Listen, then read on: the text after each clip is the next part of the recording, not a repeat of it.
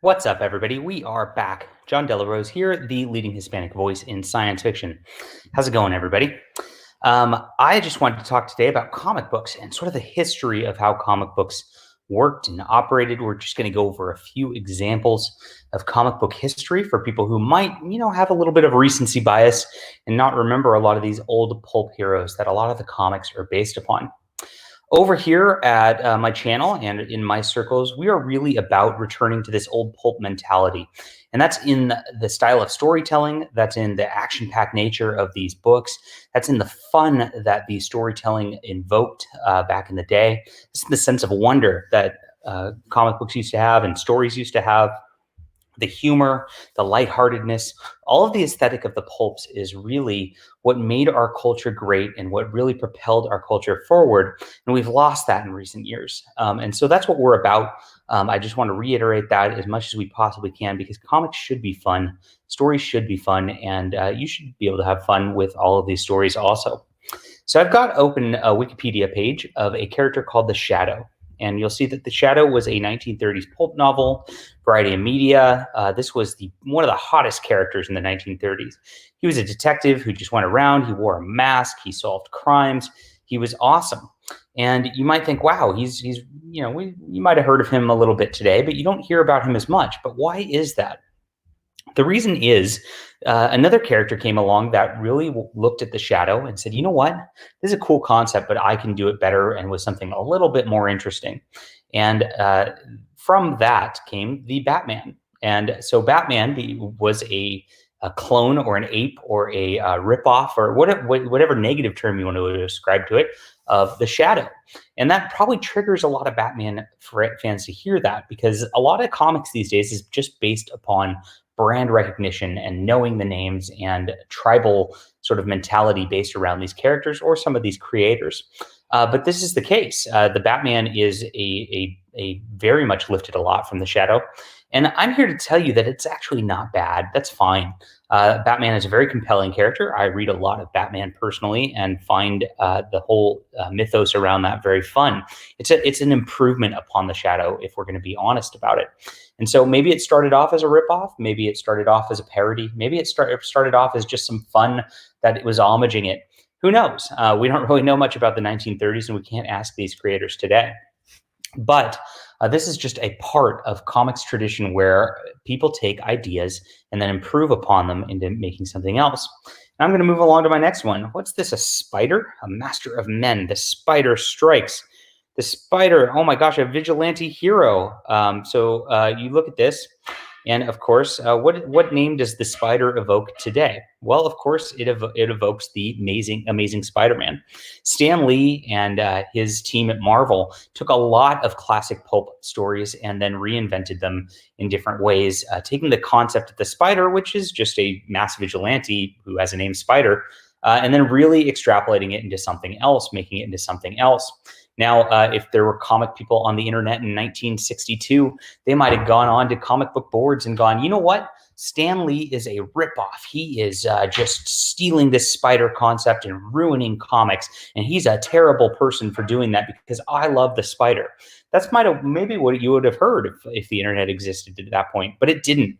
And Spider-Man was a much better concept than the spider that endures better today because the character is just more dynamic. It's got more interesting elements to it. And Stan Lee, frankly, did a great job. And that's not the only thing Stan Lee did that with. I mean, if you look at Mr. Fantastic, he's definitely a clone of Plastic Man.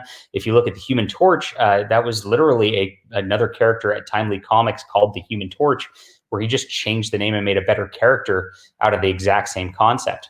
Namor the Submariner, he was just taking Namor from Bill Everett and then plopping him in the universe of Marvel, tweaking him a little bit, and then suddenly he's a Stan Lee creation.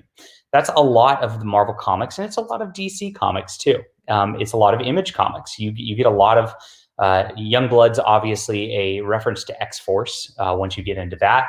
Gen 13 is obviously a reference to X-Men. So all of comics all through the years has always been about taking different concepts, seeing what's there and saying, you know what, I can do this a little bit better. I can do this a little bit differently. I can put my own spin on it.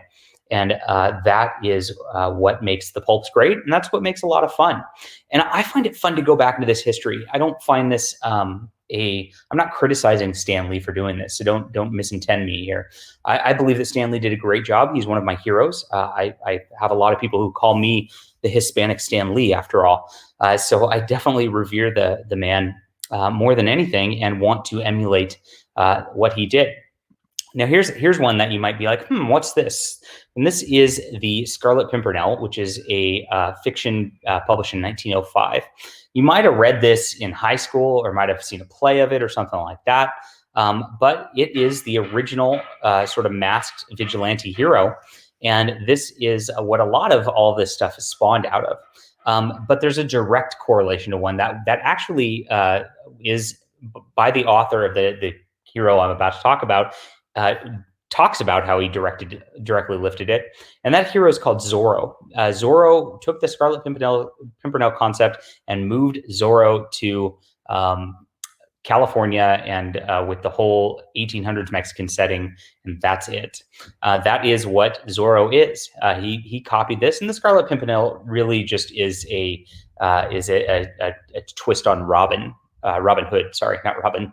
But if you keep going back, all of this stuff always comes back to this. Comics and pulp fiction has a long history of doing this. And so this is a totally valid way to get ideas as a writer, to change your things as a writer. Some of the most celebrated heroes, which we're talking about right now, all came from these prior classic heroes. And here's one right here. You'll look on Screen Rant. Ninja Turtles and Marvel's Daredevil share the same origin. The Ninja Turtles, actually, the creator thought that Daredevil was ridiculous and kind of a stupid comic when he read it, but he liked some of the elements of it, and he just said, you know what, I can do this better. I'm going to make a parody of it. And so it was actually done as a parody. It was kind of mocking Daredevil in the beginning. And Ninja Turtles grew into its own thing to be the classic that we love today. So that's all we've got. Now, naturally, I've got a lot of very angry people on the internet leaving me nasty comments and all this, calling me a ripoff, saying I should write my own stories, etc., because of my great book, Robotoad Wrecked Manlet, which is such the hot item on the internet right now that it just really bothers a lot of people that this comic book exists. And this is really funny. Like I said, all of these people would have gone back in the past and been like, if there was a board in 1930s, they would have just slammed the Batman creators. They would have slammed Stan Lee and Steve Ditko. They would have slammed McCullough, I think this is his last name, who made Zorro. They would have slammed the Ninja Turtles creators. And that's what they would have done, because they would have just been tribal about their characters. They wouldn't have actually looked at it for anything other than just like the surface level comparisons, and would have not paid attention to the excellence in the book. But what I did here is, again, I just saw that somebody made a book about a frog, and that that frog book really, needed some help with some of the story elements, needed some help with some of the characterization elements. And I thought about it, and I'm like, well, you know what? What could be a compelling, different story about a robot amphibian? And so I made one. But I changed it up quite a bit. I didn't use any of the setting material. There's a dystopia in that frog book, and I really don't like dystopian settings as a general thing, which is fine if you do. If you enjoy that, that's fantastic. It's just not for me. I like kind of just more positive, uplifting settings in general, and less of the dark sort of storytelling. It's just different tastes. But I also thought about classic monster stories. And the reason I thought about classic monster stories is I've been reading a lot by Jack Kirby and Steve Ditko. They had classic short stories that had monsters, and people had to deal with the monsters. There's always the damsel in distress, classic trope. And so I wanted to add that into it. And I thought, you know what, a robot frog or a robot toad would be something freaky running around, and it would cause problems. And I think that makes for a better monster story than it makes for a dystopian superhero story, personally. And so I made that. I wrote my own story regarding just this concept of an amphibian robot. And a lot of people get very, very angry at me, saying I ripped off the idea of amphibian robot or amphibian superhero.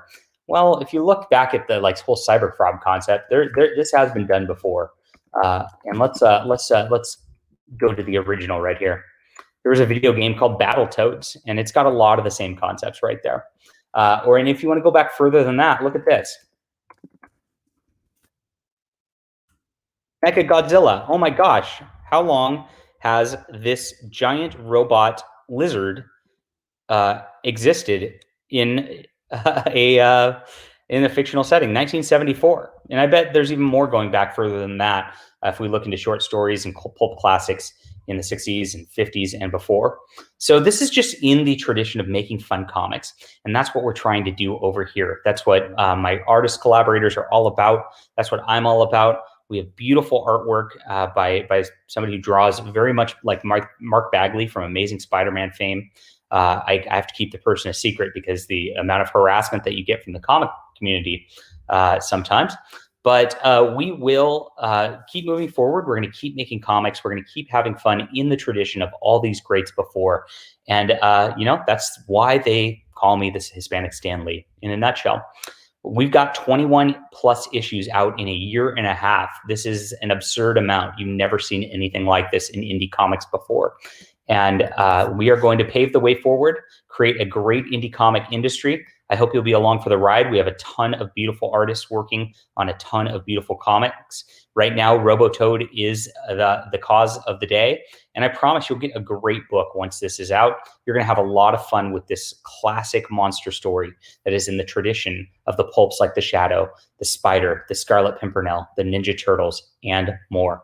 All right, guys, this has been a comic book lesson from John Della Rose, the leading Hispanic voice in science fiction. Leave a comment down below, hit that like and subscribe button, and we will be back.